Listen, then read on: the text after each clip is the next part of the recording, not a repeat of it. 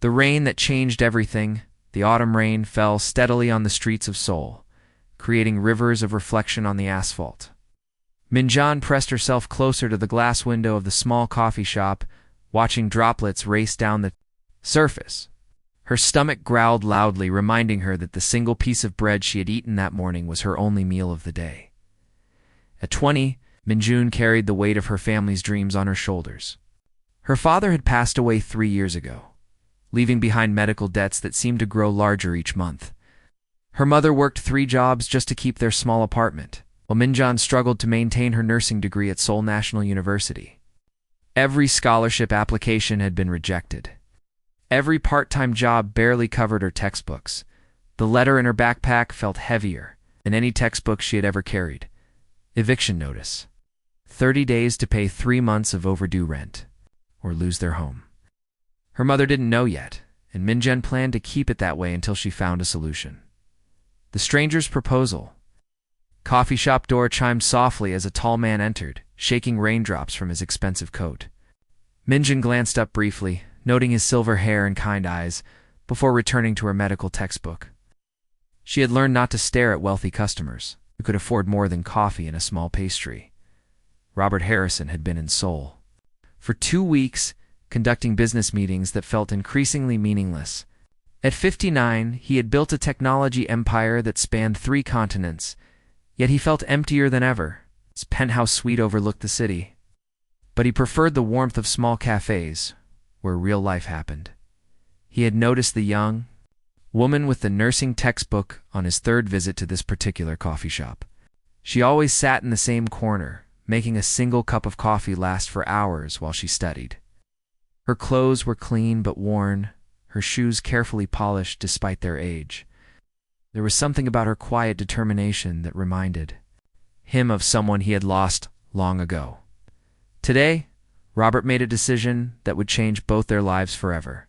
"Excuse me," he said, in carefully practiced Korean, approaching Minjeon's table. "May I sit down?" Minjeon looked up, startled. Foreign businessmen didn't usually speak to struggling students. She nodded cautiously, closing her textbook. "My name is Robert Harrison," he continued, switching to English. "I've been watching you study here for several days. You're dedicated." "Thank you," Minjeon replied in English, her voice barely above a whisper. She had learned the language well during her studies. Knowing it would help her career, Robert pulled out a leather portfolio and placed it gently on the table. "I have a proposal that might sound crazy, but I want you to hear me out completely." Before you respond, Minjeon's heart began to race. Proposals from strangers never led to good things in her experience. "I need a wife," Robert said simply. "Not for love, not for romance, but for legal and personal reasons I can explain later. In return, I will pay off all your family's debts, fund your entire education, and provide a comfortable life for as long as our arrangement lasts." The impossible decision. Minjeon stared at him, certain she had misunderstood. "I'm sorry, what did you say?" Robert opened the portfolio, revealing bank statements, business documents, and photographs of properties. "Around the world? I'm offering you a marriage contract. It's 1 year minimum, with the option to extend or dissolve based on mutual agreement. You would have your own space, complete freedom to pursue your studies, and financial security for your family." "Why me?" Minjeon whispered, her hands trembling slightly. "Because you remind me of someone who taught me that kindness and determination are worth more than money," Robert replied, his voice gentle but serious. "And because I believe you deserve a chance to achieve your dreams without carrying the weight of financial stress." Minjeon looked at the documents spread before her. The numbers were staggering. More money than her family would see in several lifetimes. Her mother could quit her exhausting jobs. Her younger brother Thomas could attend the best schools, could focus on her studies without worrying about rent or food. "This is insane," she said, but her voice lacked conviction. "Yes, it is," Robert agreed. "But sometimes insane decisions lead to the most meaningful outcomes. I'm not asking for anything inappropriate. Separate rooms, separate lives when needed. Just the legal status of marriage and occasional public appearances." "A week to decide," Robert reached into his coat and pulled out a business card with a hotel address written on the back. "I'll be in Seoul for 1 more week. If you're interested, meet me at this address tomorrow evening at 7. If not, pretend this conversation never happened. After he left, Minjong sat alone with the business card, rain continuing its steady rhythm against the window. She researched his name on her phone and found articles about Robert Harrison, founder of Harrison Technologies, philanthropist, and one of America's most eligible bachelors, despite his age. Everything he had told her appeared to be true. That night Minjun lay awake in the tiny room she shared with her mother, listening to her mother's exhausted breathing after another 16-hour workday. The eviction notice crinkled in her pocket every time she moved. By morning, her decision was made. The hotel where Robert was staying occupied an entire floor of Seoul's most expensive building. Blouse and skirt as she rode the elevator to the 32nd floor. Her hands shook as she knocked on the suite door. Robert opened it, wearing a simple sweater and jeans, looking more like a college professor than a billionaire. "Wasn't sure you would come," he said, relief evident in his voice. "I almost didn't," Minjina admitted. Stepping into the luxurious suite, they sat across from each other at a small dining table, a formal contract spread between them. Robert explained every clause, every protection, every benefit. Minjin would receive a monthly allowance, health insurance, education funding, and family support. In return, she would accompany him to business functions, maintain the appearance of a happy marriage in public, and live in his home in California. "What about love?" Minjun asked suddenly. "What if one of us falls in love with someone else?" Robert was quiet for a long moment. "The contract allows for that possibility after the first year, we're both free to pursue happiness in whatever form it takes. And what if we fall in love with each other?" This time, Robert's pause was even longer. "Then we'll deal with that situation when and if it arises."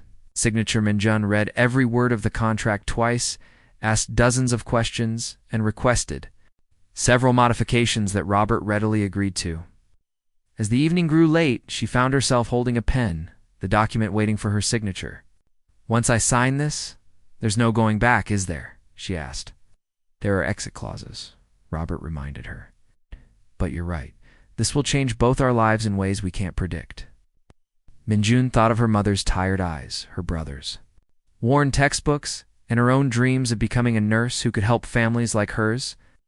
She thought of the impossibility of achieving those dreams under the crushing weight of debt and poverty. She signed her name in careful English letters. Minjun Kim Harrison. Robert signed below her, his signature bold and confident. "Welcome to the most unconventional partnership either of us has ever entered," he said with a gentle smile. The wedding 3 days later. They were married in a simple ceremony at the American Embassy in Seoul. Minjun wore a modest white dress that Robert had purchased for her, along with a string of pearls that had belonged to his mother. There were no guests, no flowers, no music, just two people making a legal commitment that neither fully understood. The wedding photos were taken by the embassy photographer, formal portraits that would later be used to prove the legitimacy of their marriage to immigration officials. In the pictures, Minjun looked nervous but determined, while Robert appeared protective and strangely hopeful. After the ceremony, they had lunch at a quiet restaurant overlooking the Han River. "How do you feel, Mrs. Harrison?" Robert asked, testing out her new name. "Terrified," Minjun answered honestly, "and grateful, and confused." "Is it normal to feel all those things at once?" "I think it would be strange if you felt any other way," Robert replied. "I feel the same." That evening, Minjun said goodbye to her mother and brother, explaining only that she had received a full scholarship to study in America and would be living with a host family. Her mother cried with joy, hugging her daughter tightly and telling her how proud she was. Thomas, now 15, was more skeptical. "Something about this doesn't feel right, sister," he whispered as she packed her few belongings. "Trust me," Minjun replied, hoping she was making the right choice for all of them. "Everything will be better now." The journey begins. The flight to Los Angeles was Min Kyun's first time on an airplane. Robert had arranged for first-class seats, but she spent most of the 14-hour journey staring out the window, watching her old life disappear beneath the clouds. Somewhere over the Pacific Ocean, she realized she was no longer just Minjun, the struggling student. She was now Minjun Harrison, wife of a billionaire. Carrying secrets that could change everything, Robert worked quietly on his laptop for most of the flight, occasionally glancing at his new wife with an expression she couldn't quite read. There was kindness there, but also sadness, as if he were remembering something painful. As they began their descent into LAX, Minjun felt the weight of her decision settling around her like a new skin. In 7 days, she would discover that this marriage was more than a contract. It was the beginning of a story that would test everything she thought she knew about love, sacrifice, and the price of dreams coming true. The plane touched down on American soil, and Minjun Harrison took her first breath of a life she never could have imagined. The mansion of secrets, the limousine that picked them up from LAX, was longer than Minjun's childhood home. She pressed her face to the tinted window, watching the sprawling city of Los Angeles pass by in a blur of palm trees and endless highways. After 2 hours of driving, they turned into the hills of Malibu, where houses became mansions and mansions became estates. Robert's home sat on 12 acres overlooking the Pacific Ocean. The Spanish-style villa had been built in the 1920s by a silent film star, with courtyards filled with jasmine and fountains that sang softly in the evening breeze. As their car pulled through iron gates and up a circular driveway, Minjun felt her breath catch in her throat. "Oh, welcome home, Robert," said quietly, but there was no warmth in his voice. It sounded more like an apology. Mrs. Caldwell, the head housekeeper, greeted them at the massive oak front door. She was a woman in her 60s, with silver hair pulled back in a neat bun and kind eyes that seemed to see everything. "Mr. Harrison," she said with obvious affection, "welcome back. And you must be Mrs. Harrison." Minjun nodded, still overwhelmed by the grandeur surrounding her. The entry hall had a ceiling that stretched 3 stories high, with a crystal chandelier that sparkled like captured starlight. "I've prepared the east wing for Mrs. Harrison," Mrs. Caldwell continued, addressing Robert. "The blue bedroom with the ocean view, just as you requested." "Thank you, Margaret," Robert replied. "Could you show her around while I make some calls? I'll join you both for dinner at 7. East Wing Discovery, Mrs. Caldwell led Minjun through corridors lined with original artwork and antiques that belonged to museums. The East Wing was like a separate apartment, complete with a bedroom, sitting room, private bathroom, and a small kitchen stocked with Korean snacks and tea. "Mr. Harrison had me research your favorite foods," Mrs. Caldwell explained, with a gentle smile. "He wanted you to feel at home." The bedroom was larger than Minjun's entire apartment in Seoul. Floor-to-ceiling windows overlooked the ocean, where waves crashed against private beaches far below. A writing desk sat by the window, already stocked with supplies for her studies. "Long have you worked for Mr. Harrison?" Minjun asked, as Mrs. Caldwell helped her unpack. The older woman paused, folding one of Minjun's simple blouses with the same care she would give silk. 15 years, since just after his daughter died. Hands froze over her suitcase. "His daughter?" Mrs. Caldwell's expression shifted, as if she had said something she shouldn't have. "Perhaps Mr. Harrison should tell you that story himself, dear. It's not my place." The first dinner that evening, Minjun dressed carefully in her best dress, a simple black outfit her mother had sewn for special occasions. The formal dining room could have seated 20 people, but only 2 places were set at one end of the long mahogany table.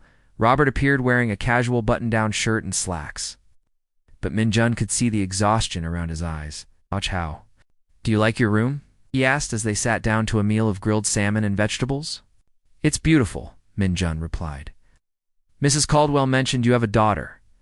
Robert's fork stopped halfway to his mouth. He set it down carefully and looked out the window at the darkening ocean. "Had I had a daughter?" "Jennifer. She died in a car accident 4 years ago." The pain in his voice was so raw that Minjun felt tears prick her eyes. "I'm so sorry. I didn't know. She was 21, a year older than you are now." Robert's voice became barely a whisper. "She was going to be a teacher. She loved children, wanted to change the world one classroom at a time." "Is that why you chose me?" John asked gently. "Because I remind you of her?" Robert looked at her, directly for the first time since they'd sat down. "Partly. But you're not Jennifer, and I'm not looking for a replacement."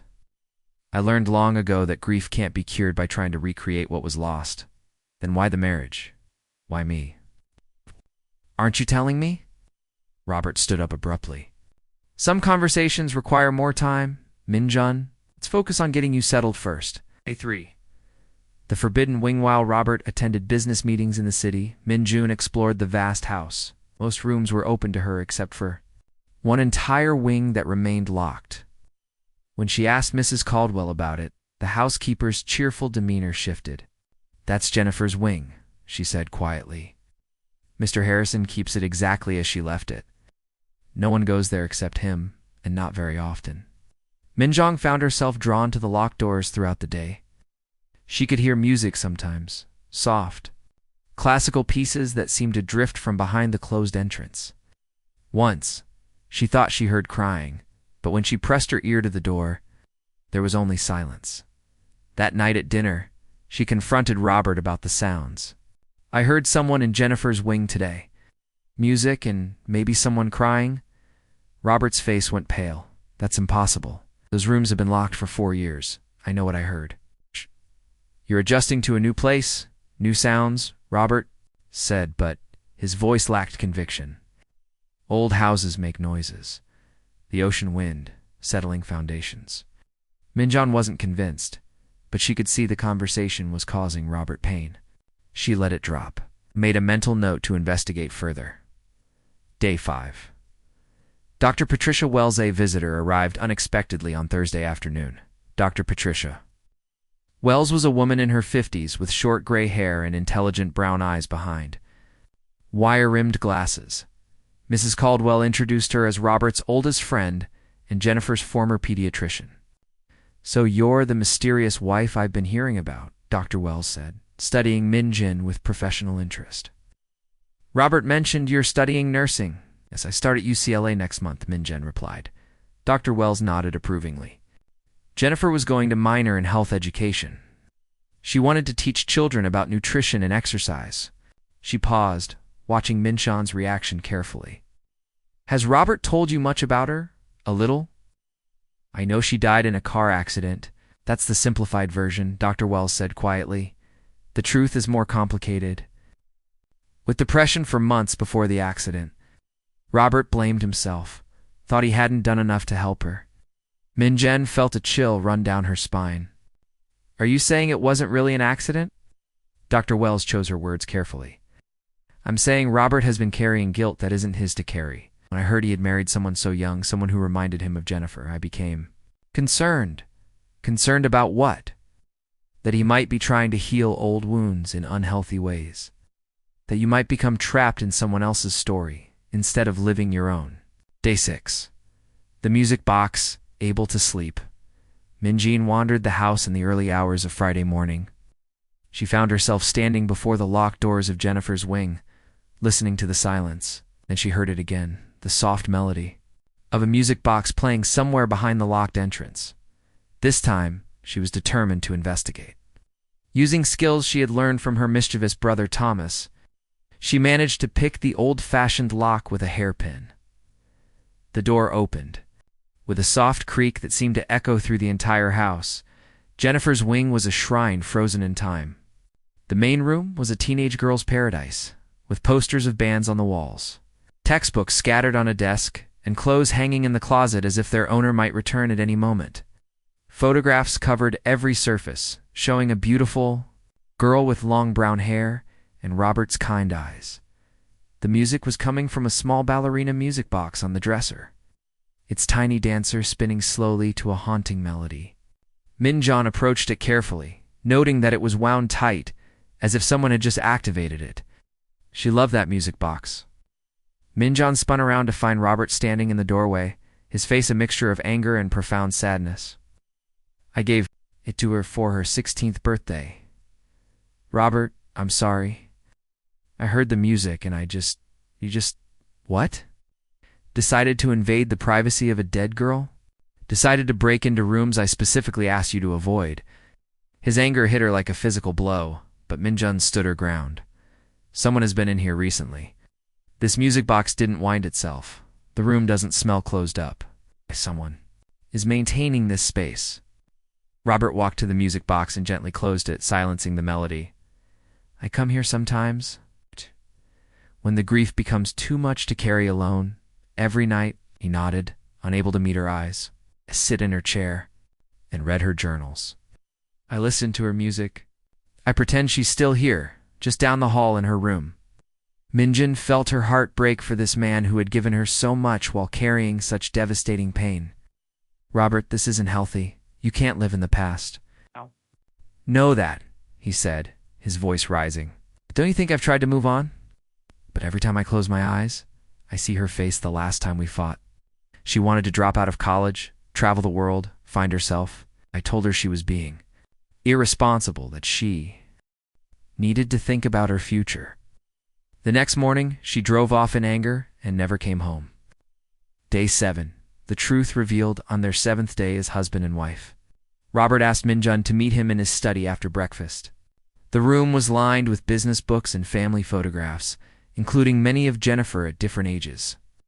He sat behind his massive oak desk, looking older than his 59 years. I owe you the complete truth, he began. Not just about Jennifer, but about why I really married you. Minjun sat in the leather chair across from him, her heart pounding. After Jennifer died, I fell apart completely. I stopped eating, stopped sleeping, stopped caring about the business or anything else. Dr. Wells eventually convinced me to see a therapist. Slowly I began to function again, but I never truly healed. He opened a drawer and pulled out a thick folder. 6 months ago, I was diagnosed with a rare form of heart disease. It's not immediately fatal, but it requires a complete lifestyle change. Less stress, more emotional support, a reason to take care of myself. Minjun felt the blood drain from her face. You're sick? The doctor said. I had maybe 5 years if I continued living the way I was, isolated and consumed by grief. With proper care, and more importantly with someone to live for, I could have much longer. So you married me to save your life? I married you because when I saw you in that coffee shop struggling but never giving up, I remembered what it felt like to admire someone's strength. I married you because helping you achieve your dreams gave me a reason to take my medication every day and show up to doctor's appointments. Robert opened the folder and showed her medical reports, treatment plans, and letters from doctors. I also married you because I genuinely believe you deserve every opportunity I can give you. This isn't just about saving my life. It's about honoring Jennifer's memory by helping someone else reach their potential. Minjun stared at the papers, trying to process everything. What happens now? Worldwide. Now you decide whether you want to stay in this marriage knowing everything, or whether you want to take the settlement money and start over somewhere else. Either choice is valid. Either choice is yours to make. She looked around the study. At the photos of Jennifer, at Robert's tired but hopeful face, at the medical reports that painted a picture of a man fighting for his life in the only way he knew how. I need time to think, she said finally. Of course, take all the time you need. As Minjun left the study, she realized that everything had changed in just 7 days. She had entered this marriage thinking she was saving her family and securing her future. Now, she discovered she might be the one doing the saving. And the future was far more complicated than any contract could define. The Garden of Decision spent the next 3 days walking the extensive gardens of the estate, thinking about everything Robert had revealed. The grounds were beautiful, with rose gardens, fruit trees, and winding paths that led to hidden benches overlooking the ocean. It was in one of these secluded spots that she made her decision. She found Robert in Jennifer's wing on Wednesday evening, sitting in his daughter's chair with one of her journals open on his lap. The sight no longer startled Minjun. Instead, it filled her with deep compassion for this man who had been living in 2 worlds for 4 years. I've made my decision, she said softly from the doorway. Robert looked up, his eyes red from reading.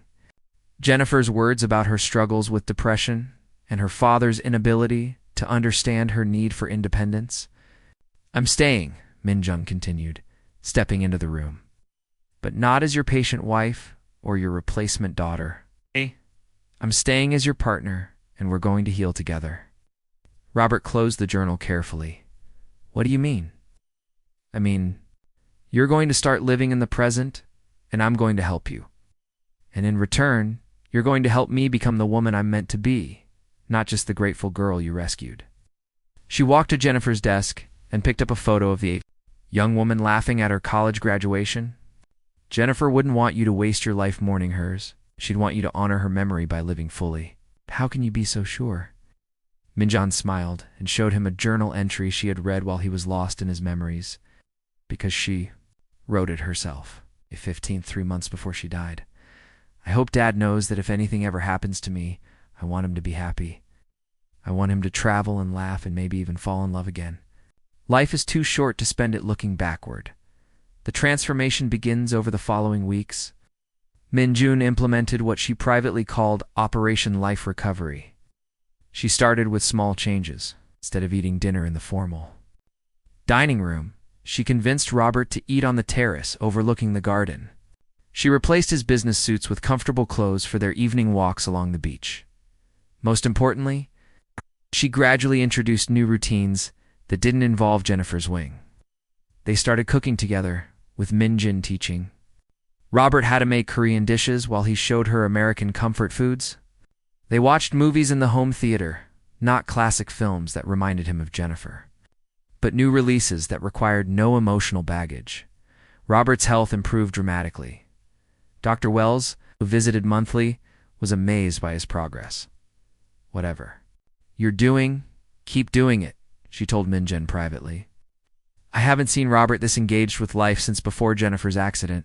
I'm not trying to erase Jennifer's memory," Minjan explained. "I'm trying to help him create new memories that can coexist with the old ones."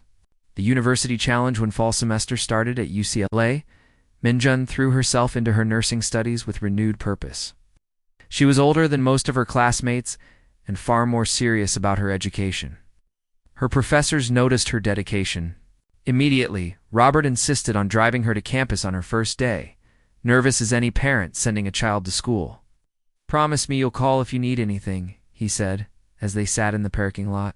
"Robert, I'm 20 years old and married to a billionaire. I think I can handle college. It's not college I'm worried about. It's everything else. The questions people will ask, the assumptions they'll make." Minjun had considered this problem extensively. How do you explain being married to a man nearly 3 times your age without sounding like either a gold digger or a victim? She had decided on a simple approach: honesty, within limits. When classmates asked about her husband, she said he was a businessman who supported her education.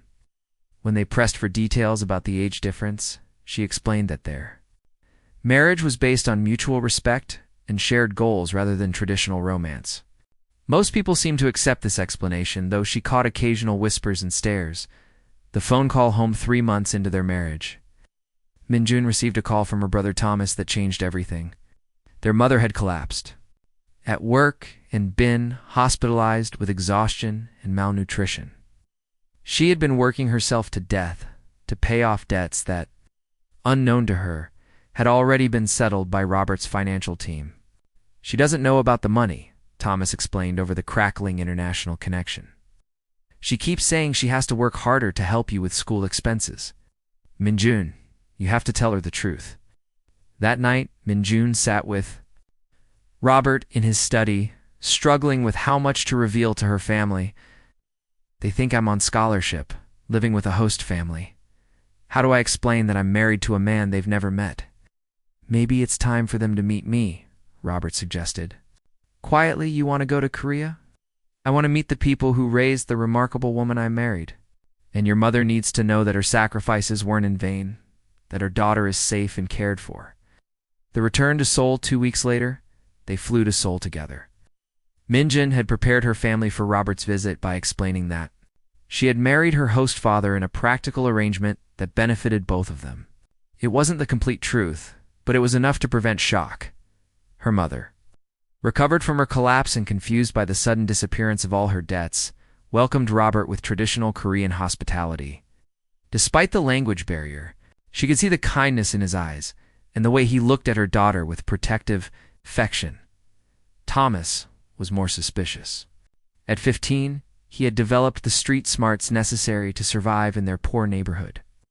He cornered Minjan privately on the second day of their visit. Sister, there's more to this story. No American businessman marries a poor Korean girl out of kindness. What aren't you telling me? Minjun looked at her little brother, who had grown taller and more serious in the months since she'd left. Thomas, sometimes adults make complicated decisions for complicated reasons. What matters is that we're all safe now, and you can focus on your studies instead of worrying about money. Are you happy? He asked directly. The question caught her off guard. Was she happy? She was secure, comfortable, pursuing her dreams. But happiness was something else entirely. I'm learning too. Be happy, she said finally. Sometimes that's the best any of us can do. The revelation of love, the turning point, came on their last night in Seoul. Robert had been quiet all day, observing Minjun with her family, seeing her in the environment where she had grown up. After dinner, they walked along the Han River, the same path Minjun had taken as a child when she needed to think. Watching you with your family today, I realized something, Robert said as they stopped on a bridge overlooking the water. What's that? I realized that somewhere in the past few months, this stopped being a marriage of convenience for me. He turned to face her, his expression serious but soft. I've fallen in love with you, Minjun, and not because you remind me of Jennifer, but because you're uniquely, wonderfully yourself. Minjun felt her heart skip a beat. She had been trying to ignore her growing feelings for Robert, telling herself it was gratitude or companionship, anything but love. I know the age difference complicates things, Robert continued. I know people will always wonder about our motivations. But I need you to know that what I feel for you is real, and it's separate from my grief over Jennifer. Minjun looked out at the river, watching the lights of the city reflect on the dark water. I love you too, she said quietly. I've been falling in love with you for weeks, but I was afraid to admit it because I thought you might see it as part of our contract. Robert laughed, a sound of pure joy that echoed across the water. Our contract never mentioned falling in love. I think we'll have to write an amendment. The new beginning, they returned to California as a couple truly in love for the first time. The change in their relationship was obvious to everyone around them. Mrs. Caldwell smiled knowingly as she watched them hold hands at breakfast. Dr. Wells noticed the lightness in Robert's step during his monthly checkups. Most importantly, Robert's visits to Jennifer's wing became less frequent and less desperate. Instead of hiding in his daughter's memories, he began sharing them with Minjun naturally, as part of conversation rather than ritual mourning. Jennifer would have liked you, he said one evening, as they watched the sunset from their bedroom. Balcony, she always said. I needed someone who wouldn't let me get away with my stubborn tendencies. I wish I could have met her, Minjun replied. I think we would have been friends. I think so too. And I think she would be happy knowing that her death wasn't the end of my story, just the beginning of a different chapter. The future unfolds one year after their wedding. Minjun graduated with honors from UCLA's nursing program.